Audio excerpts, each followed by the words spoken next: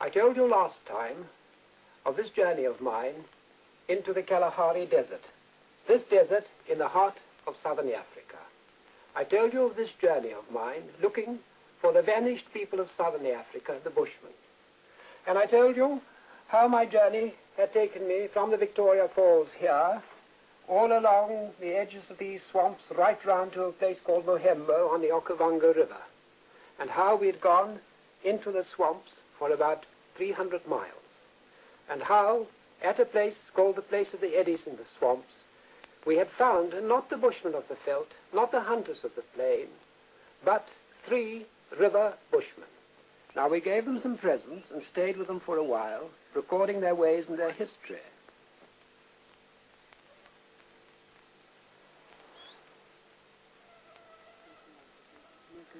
When we played back their recordings, they were so startled by the magic of it all that they replied again to our questions wherever they heard them on the tape.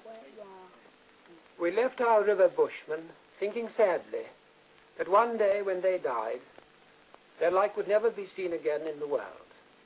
And we left them to start the next phase of our journey, a serious probe in the desert for the other great branch of the Bushman family, the veld bushman, the hunter of the plains. And we were starting our journey with a strange group of hills, the Tsodilo Hills, the hills you see here, a strange group of hills rising sheer out of the desert. And we had as a guide a man called Samuchosa. He told me then that these hills, the Tsodilo Hills, a bushman name meaning the slippery hills, were the home of powerful spirits. On the main hill there was a sacred spring which never failed. Beside the spring, a tree with the fruit of good and evil on it, and nearby a rock with the knee marks where the Great Spirit had knelt on it to pray the day he made the world. In the caves and the rocks of the hills dwelt the spirits of all the great animals in the desert, and their hoof marks could be seen among the rocks. He told me that he had often done the hazardous journey to the hills to go and pray to the spirits for the welfare of his people. And he said that he would only come with me as a guide, provided I promised that none of us would shoot or kill any animal or even insect on the way, because it was an immutable law of the spirits that no man was allowed to come to them with blood on his hands. I agreed readily enough at the time that there would be no killing, and Samuchoso said he would come. But on the morning we set out for the hills, he told me that he was feeling very weak. He begged me to go to a place nearby in the swamps and to fetch his son to come and help him. Johnny and I set off in my field car to do so. We hadn't gone far when we met a bushman in a clearing. He put on trousers for the traders he was visiting on the river. But he was pure bushman for all that, and excited us by saying he'd met a party of bushmen on their way to the slippery hills, only a moon before.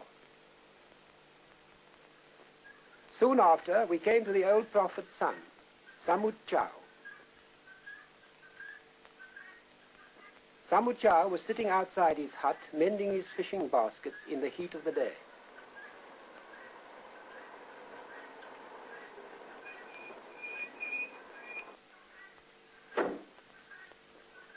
It was characteristic of this spontaneous river people that when I told him his father wanted him, he asked no questions. He just stood up, said goodbye quite casually to his wife and children, and climbed into my vehicle with me.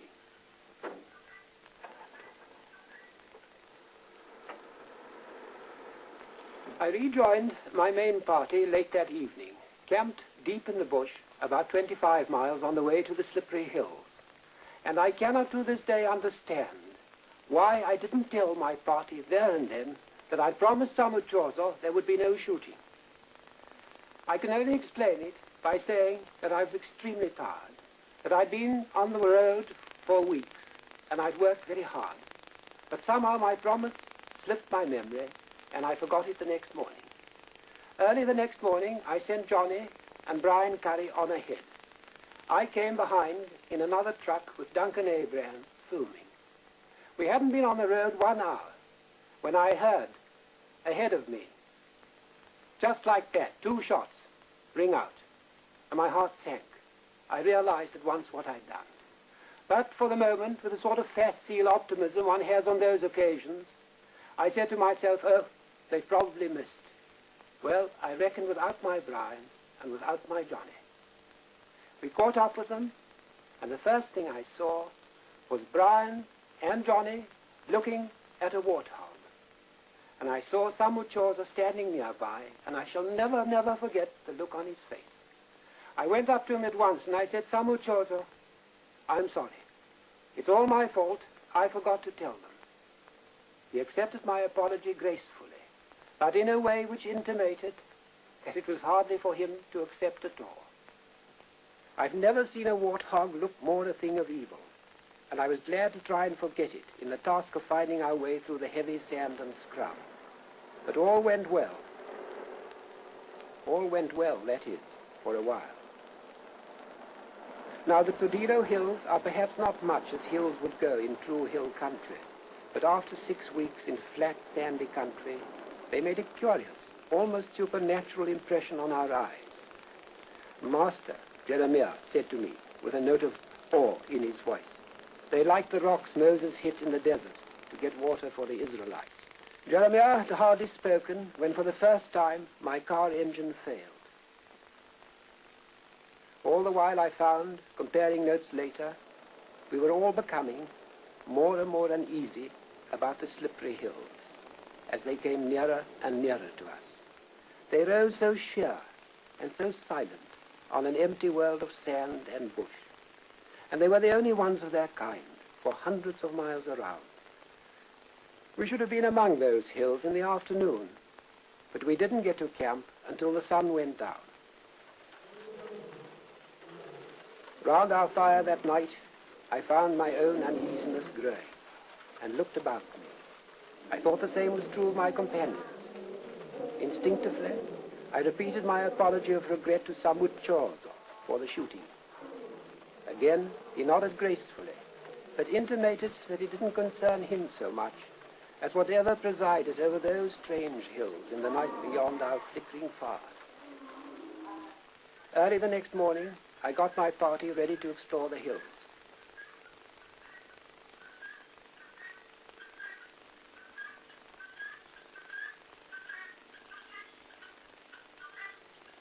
Samuchao came to explain that his father had gone off alone in the hills to pray, but had told him to guide us to the sacred water. Then we forced our way through immensely thick thorn bush along the base of the hills. The strange cliffs seemed to look down silently and disapprovingly upon us, and we were amazed to see the tamest animals we had yet met, no doubt because they were herded by a spirit of the hills. I forbade Brian or Johnny, who were greatly tempted, even to aim their guns at any of the animals.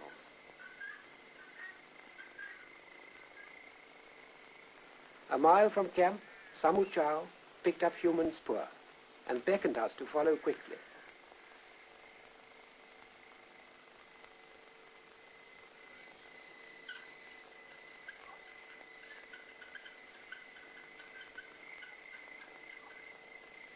Alas, we were too late.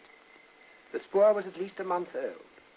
What made it sadder, it was without doubt the spoor of true felt bushmen. The traces were unmistakable. There were the characteristic heaps of cracked and empty Kalahari nutshells. There were the giraffe knuckle bones, which the bushmen loved so much for their delicious marrow.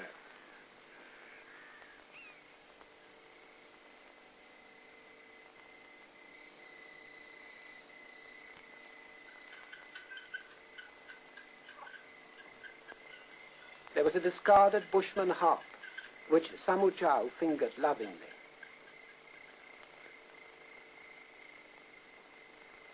There was a leather bushman bag with ostrich egg beads attached to the strap.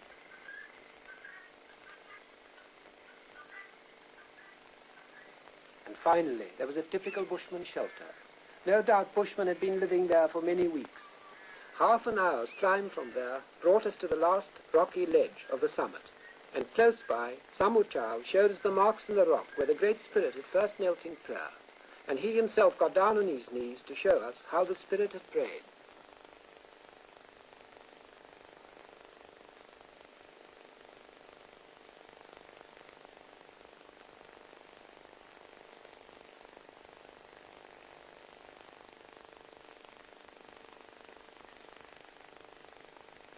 He pointed out to us the magic spoor in the rock, something which could not be explained by wind or water, but was clearly the hoof mark of an antelope.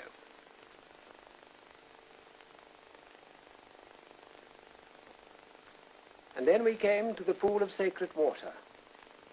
Close by lay a wooden scoop discarded by the bushmen.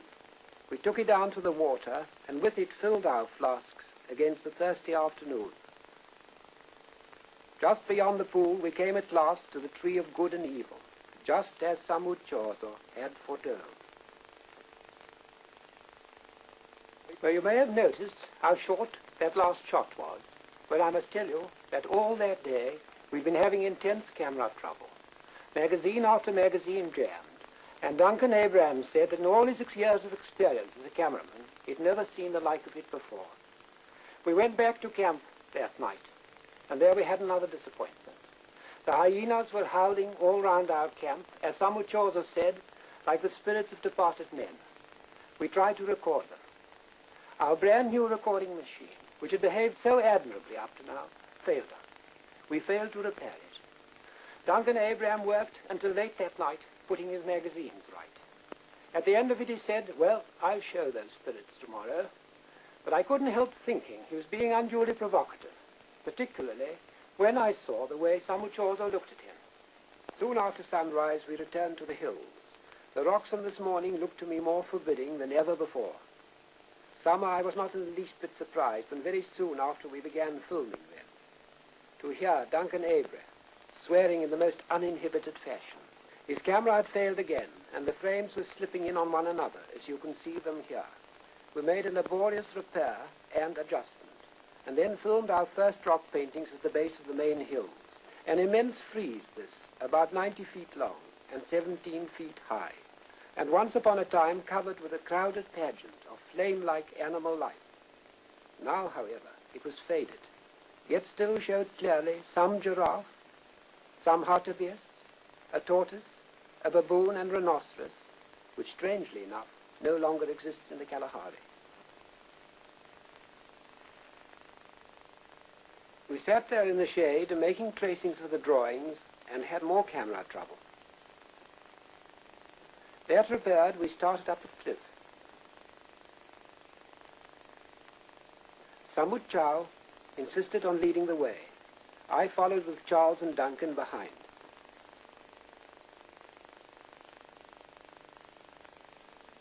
Again, it was 120 in the shade. And what was worse, our hoodoo, as you'll notice from the film, followed us all the way to the top. Our camera kept on slipping. Looking back, I think we're lucky our feet didn't slip as well. But once on top, we held our breath. Far below us, the endless Kalahari bush stretched away for more than 100 miles, and there wasn't a wisp of smoke or dust to trouble the peace of the view.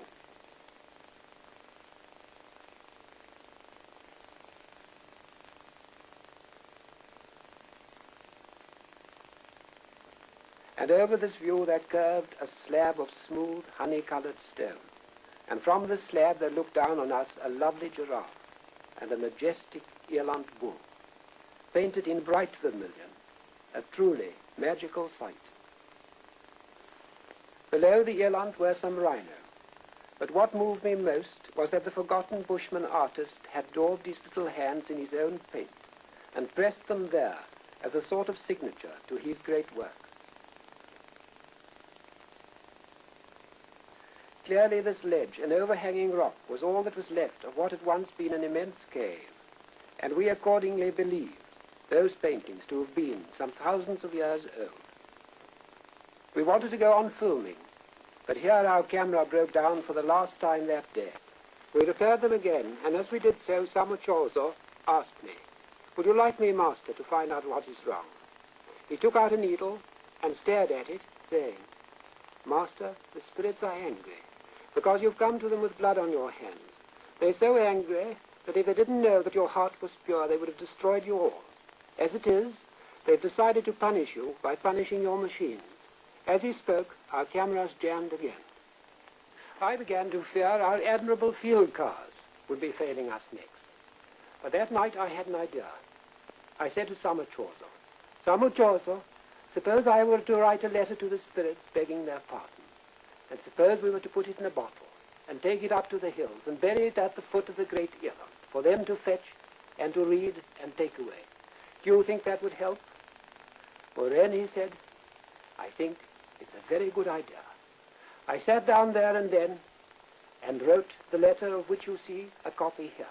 We humbly beg the pardon of the great spirits of these slippery hills, and for any disrespect we may have shown them, and for any disturbance we may have caused in their ancient resting place. We bury this letter at the foot of this painting, which is so clearly evidence of their power to move flesh and blood to create beyond itself. And we implored them, those who come after us, to reflect on this letter and to show the spirits greater respect than we have done. We buried it at the foot of the great Irland at dawn next day. And as I looked out over that immense Kalahari view for the last time, I found myself deeply moved. Samo Jozo, I said, do you think all is well now? He took out his old needle, threaded it again, and put it in his palm. And he stood there with that lovely dawn light expanding and breaking over the hills. And he said after a while, Master, all is well. But the spirits asked me to say that when you come to this place you're going to mend your machines, you will find some more unhappiness waiting for you. But you must not be anxious, because it's an unhappiness that belongs to the past, and not to today or tomorrow. We left the slippery hills then, and we came right the way round here to a small police outpost there. And when we got there, we found a telegram waiting for Charles Leonard, saying that his father had died a month before, and that he was wanted at home. And from there, I did a 1,000-mile journey out to Johannesburg to repair our machines, and I came back to this place again. And when I got back there, we started on our journey for the Central Desert. And it was as if we had moved into quite another dimension of living, because where things had gone so much against us before, it now seemed that nothing could go wrong with us anymore. Then, my back to the great waters of the north. We had a last nostalgic look at Lake Ngami, and then pushed on deeper into the desert, passing skeleton after skeleton, to remind us of the great thirst ahead.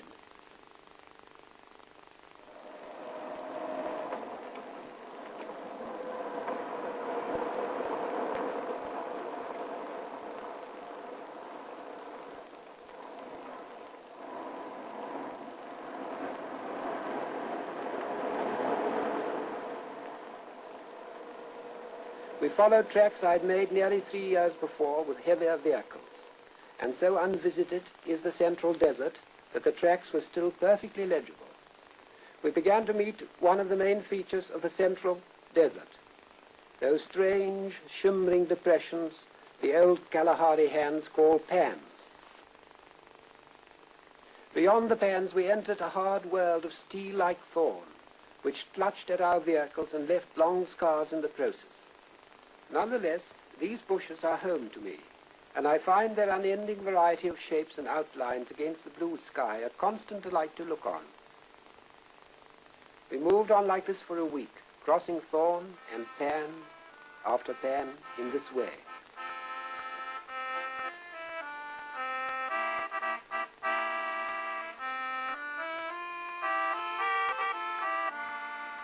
Each pan seemed to have its own ostrich in charge.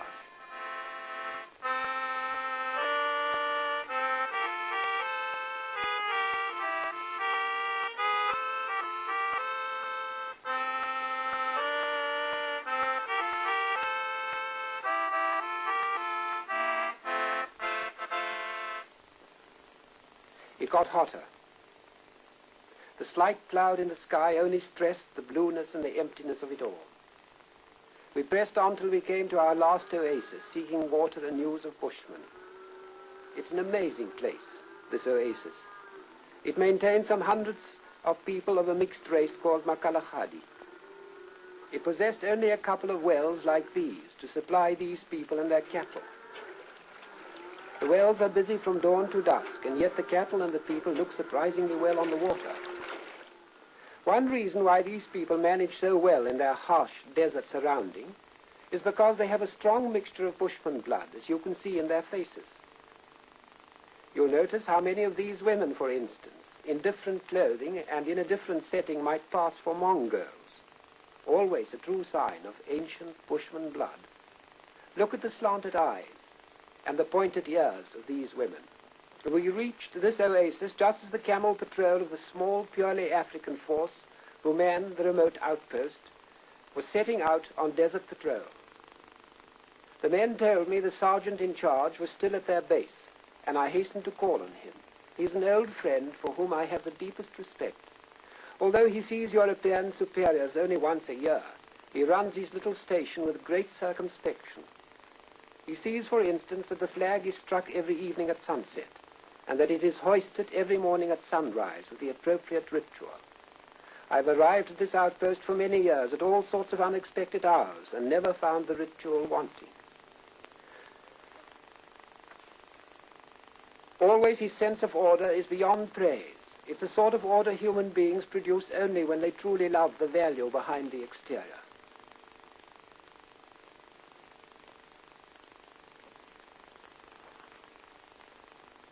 We saw the flag raised next morning and then set off again. The day was like steel, and by noon the temperature was back at 120. We were forced to rest ourselves and our vehicles for a while, and it was amazing how easily everyone flopped out in the nearest shade.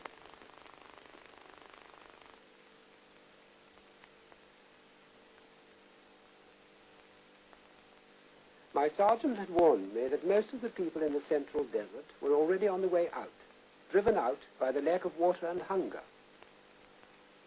We were startled to hear loud shouts break in on our rest that afternoon. Crossing the edge of the pan, nearby, a group of people came running towards our vehicles. They were some mongrel bushmen on their way to the police post and desperate with thirst. We knew at once what they were coming for and uncovered our water tanks to help them.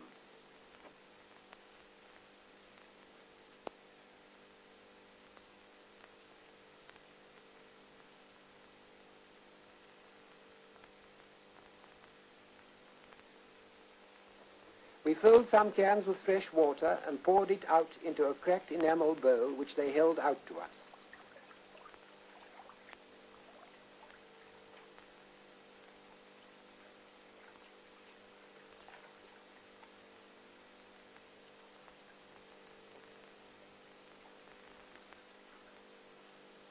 You can see how thirsty they were from the way the youngsters went on drinking at the leak while the grown-ups drank on top.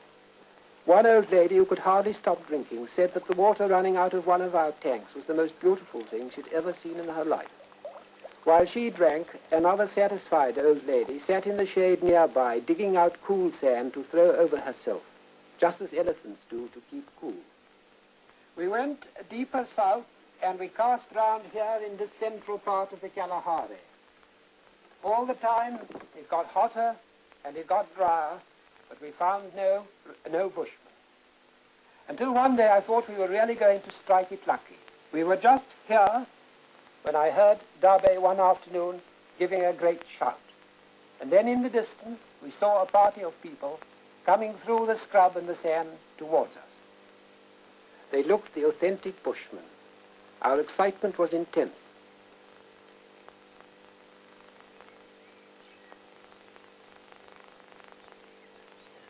But alas, when they came nearer, although we realized that they were the nearest thing to the felt bushmen we'd yet struck, they were not what we sought. Firstly, they had to be suspect because they were on their way out to some outpost for relief. They were dazed by the sun and lack of food and water. We were all deeply moved by their emaciated bodies and sunken faces. But also clearly, they were too tall and lanky for the true bushman kind.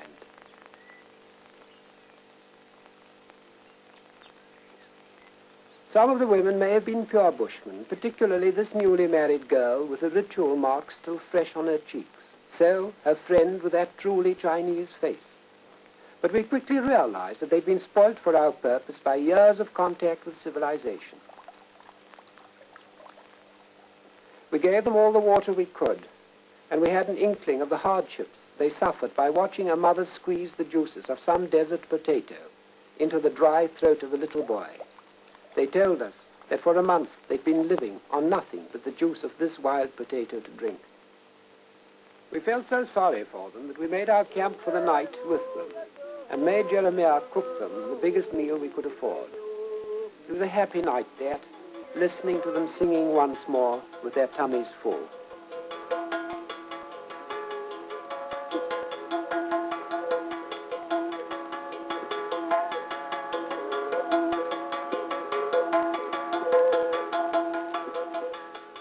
And in the early morning, while some of the members of our expedition were still in bed, Dabe and I got them ready for our recording microphones. There was no longer an evil spell on our recording machine, and for 2 hours in the cool of the morning, we recorded their music. As a parting present, they gave us some news. About 5 days' march to the northeast, they said, there was a party of true wild bushmen left. The wild bushmen were grouped round one of the few sip wells in the central Kalahari desert. 2 days later, Johnny came back from a hunt, accompanied by an old man, also on his way out of the hot desert. This old man confirmed the news. He told us that those fabulous sip wells were only 2 days' march northeast of us.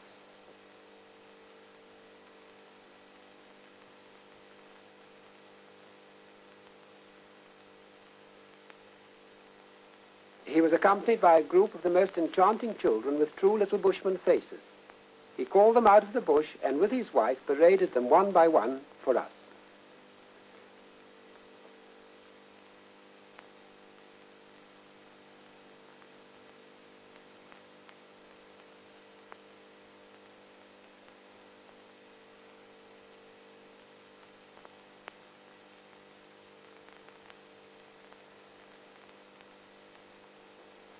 Then we pushed on as fast as we could along an old police patrol track.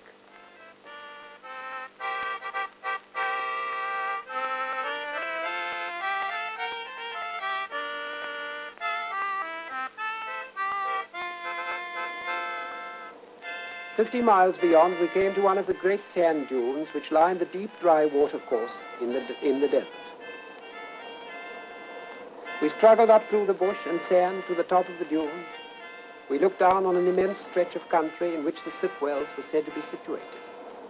Again, I was surprised to see my old tracks from 3 years before crossing my line of vision. I climbed on the roof of my car. I stood there with a hot wind blowing straight in my face. I looked and looked and looked down into the bottom of the dry river bed. Something had appeared to be moving. I called Dabe, who has the eyes of an eagle.